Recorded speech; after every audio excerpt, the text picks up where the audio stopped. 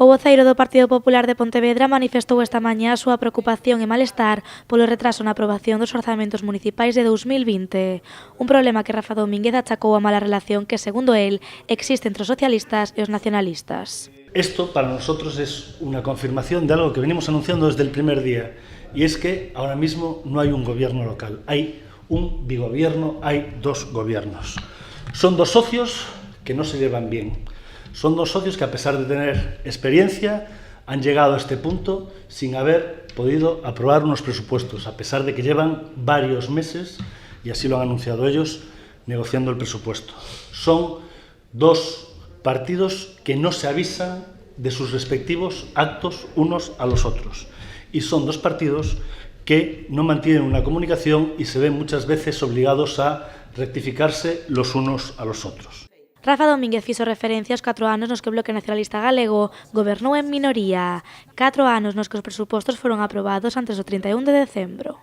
Son los mismos actores que hace 5 años se insultaban, se llamaban traidor, mentiroso, soberbio en declaraciones, y esos mismos son los que ahora mismo no están llegando a un acuerdo en un momento, digamos, dulce, que es el primer año. Si el primer año el BNG y el PSOE, además en un año electoral, ya están mostrando estas rencillas, no pudiendo llegar al documento más importante que se establece cada año del Concello, que es el documento de los presupuestos, estamos viendo que las diferencias son notables. O alcalde de Pontevedra respondeu esta mesma mañá ás declaracións de Rafa Domínguez. Miguel Anxo Fernández Lores asegurou que o goberno municipal está a traballar neste asunto.